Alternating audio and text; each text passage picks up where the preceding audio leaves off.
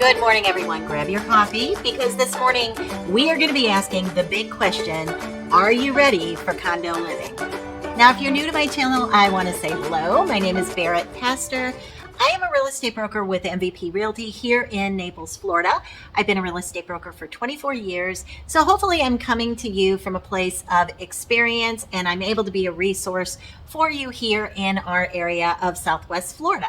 Now, one comment that I hear all the time is, we think we're ready for a condo, but we're just not sure. We think we want to try a condo, but we're a little bit nervous about it. So I thought it would be helpful to kind of go through sort of the pros and cons of condo living and what it's really like. I have a lot of clients that do it successfully, and I have a lot of clients that try it and end up in 2 or 3 years having to zigzag, and they end up back in a single family home. So the purpose of this video, really the purpose of almost all of my videos, is to help you learn about our area and think through things, because there really is no sort of one size fits all here in Southwest Florida, because everybody comes from a different background and a different circumstance, and what you're looking for may not be what I'm looking for. So it's my job as a real estate agent, or at least it should be, to point out the features, the benefits, the pros and the cons, and then it's up to you to figure out how that works in your world. So let's jump into 10 things that you should think through if you're considering downsizing into a condo. All right, number one, do you require a lot of square footage? So there's going to be a couple things you want to think about with that. Is this going to be full-time living for you? Are you selling your house up north and you're going to move into a condo full-time, meaning you need full-time living things? So think about this. If you're coming from somewhere up north like Michigan or Minnesota, somewhere where it's really cold, you do need enough space to have more than one wardrobe, because you have your summer wardrobe, you probably have spring, you've got fall, and then you have bitter cold winter. Here in Southwest Florida, you basically need summer and a jacket, maybe summer and a pair of jeans. That's all you need, because the weather here in Southwest Florida, down particularly in our area, which if you get south of Sarasota, it gets kind of subtropical, so it's warm all the time. Now, right now, if you could see this, I have everything open. It's kind of living inside and outside all at the same time. I've got a glass slider in front of me here that you can't see, and it's wide open. And we're in the dead of winter. Do I have long sleeves on? Yes, I do. But that's because it's about 68 degrees in the dead of winter. If you're living in Minnesota right now, in fact, I'll tell you, today in Minnesota, it is 11 degrees. So for me, this weather is a little bit cold, but for most people, for you, you'll probably be swimming in your pool. But all of that said, you don't need huge closets. You don't need necessarily as much space if you're going to downsize into a condo here in Southwest Florida, because you won't need as many things to kind of cover all those seasons. So that is number one to think through. Number two, parking in a condo can be very limited. So that's just the nature of this area. Parking in anything that's shared parking, especially if you get down towards downtown Naples, some of those communities will say in their indentures that you can only have one car because the parking is so limited. So the newer communities, maybe in Estero, Bonita Springs, North Naples, they're going to have more parking, but not a ton. Many of the condos will come with parking, like you might get one assigned spot, you might get one covered spot, and then guest parking is wherever it is, but there's usually not a lot of it. Most people, especially if you get a garage, you can handle 2 cars, but you might have to put 1 car in the garage and 1 car tandem behind it, because we just don't have a ton of parking in most situations. Now, there are exceptions to that, and maybe that's another video.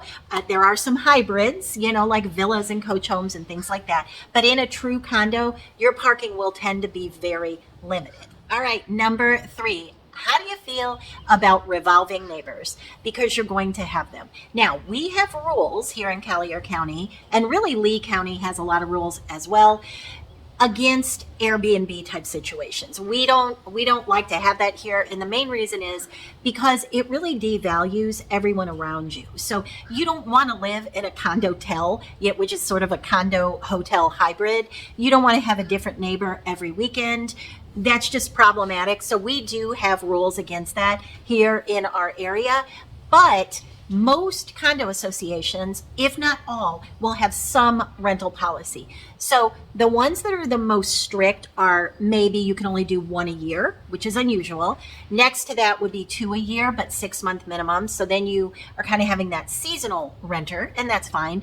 But what I would say is the predominance of condos is for a year, minimum 30 days. So you just have to kind of think through that. How do you feel about that? Do you care if you have a, different neighbor 3 times a year? Are your neighbors taking advantage of that? So you kind of have to work through in your mind, how chummy do you get with your neighbors? Do you talk to them? Do you even care?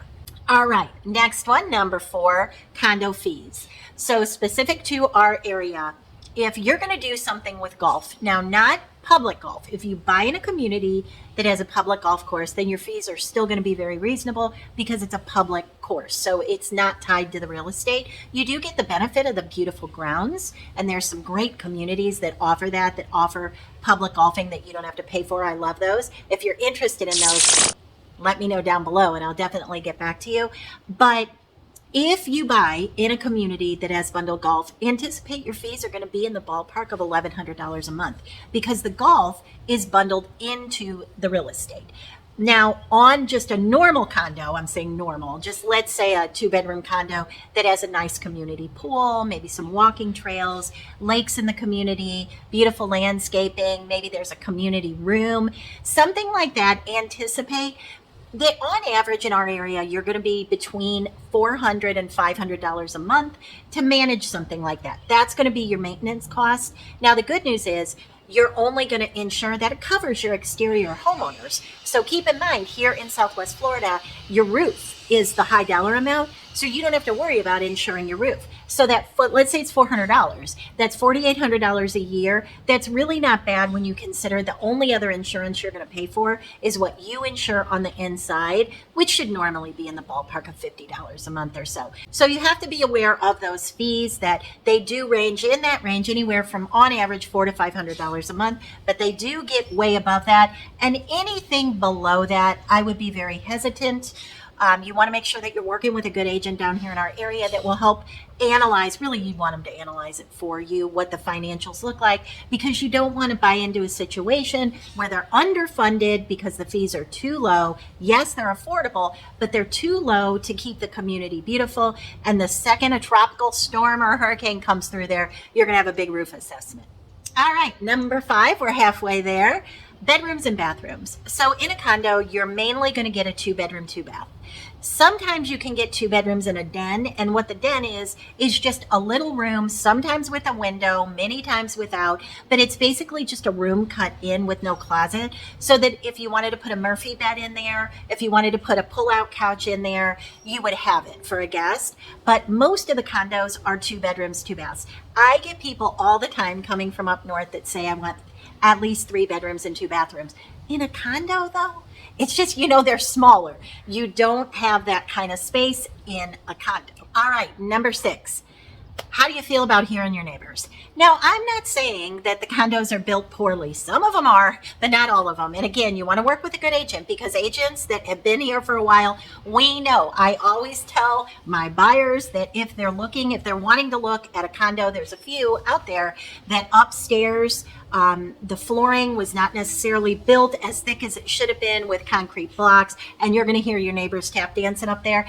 As local agents, we know which communities this occurs in because we hear it. We're here in the area, we know. So even though in a community that's built well, like they were built as concrete blocks, that's the best, is if they were built as concrete structures on the upper level, not just that main level. Those are going to be your most soundproof. But even in those, let's say you're in one of those beautifully built communities, they're built like a tank. If you're sitting out on your lanai, your screened lanai, and your neighbors on either side, although you can't see them, let's say you're looking out at the Caloosahatchee, and it's a beautiful view. If both of your neighbors are out talking to Marge on the phone about what happened with, you know what I'm talking about. If you've been in a condo ever, you know what I'm talking about. You can hear them. And depending on how chatty Cathy those neighbors are, how often they're going to be there, that might bother you. I actually had somebody who he actually ended up moving. So he loved where he lived. He was on a beautiful golf course, beautiful condo, retired to this condo. He wanted to spend his life sitting on his lanai, relaxing and looking at water and seeing if he could find alligators in his pond.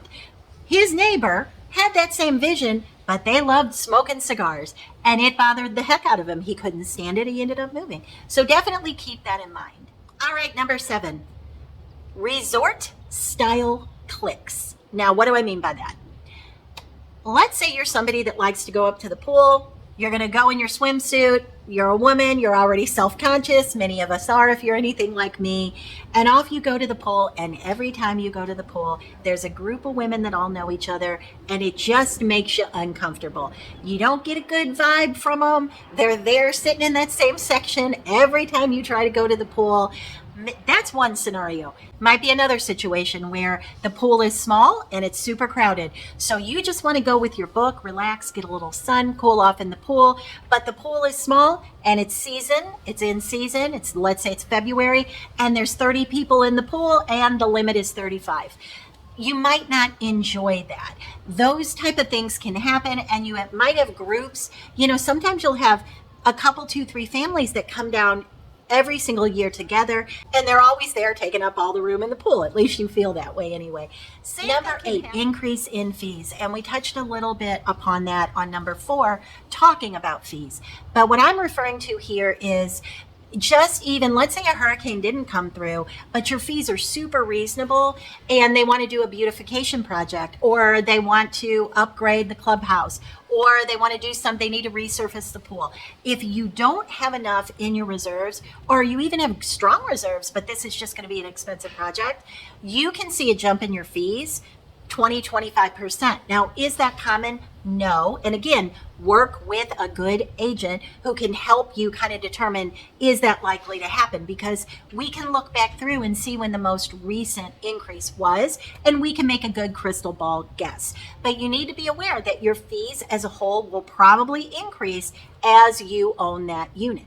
Number 9, little outdoor space. If you're a person that loves to tinker outside, if you love to garden, if you love to plant flowers, if you just hang out outside all the time, a condo might be challenging for you if you don't have the appropriate outdoor space. And the truth is, most of them don't. Think about it. Ground floor could have some grass out there for you, but anything above that, you might have a huge, beautiful lanai, and that might be good enough for you. But if it's not, and you're used to tinkering, or you tinker in your garage, and you really need to think that through, because yes, you'll have a beautiful breezy lanai if you're facing the right direction. You don't want to be, in a scenario, think through that as well. West facing, east facing, north facing, all that matters. So yes, it's going to be comfortable to sit on your lanai and relax, but if you're really an outdoorsy kind of person, it might not be for you. And then last, pets. A lot of people that I talk to that are looking to buy down here and move from a house up north to a condo do not realize that there are very strict pet restrictions here. I wish that there weren't, because I love dogs, but there are strong pet restrictions. And the reason is, if you think about it, you can't have 4 or 5 dogs going down an elevator. And yes, should people be reasonable, and should people kind of be aware of, if there's 2 dogs in an elevator, you don't want to bring your St. Bernard in, of course. But people don't think like that. They're thinking about themselves and their dog. Or there might be a dog that on your floor that your dog doesn't like. So, and then you end up with the dog fight in the hallway, and people don't love that. So because of that, because you're living in close quarters, they do limit dogs, and you will see the number of dogs are limited, the size of your dog is limited. So there are those restrictions to think through, that if you have 1 dog that's really big, or even 2 dogs, it can be extremely challenging to move into a condo. All right, so those are my 10 things to think through before you downsize to a condo. I hope you found that helpful. Let me know down in comments below if I can help you or if you're interested in looking for a home, buying or selling anywhere in the United States. We have a mastermind group. We can connect you to a good, solid agent that I will vet myself. And if you're looking to buy something here in Southwest Florida, I would love the opportunity to help you myself. So until next time, I will see you then.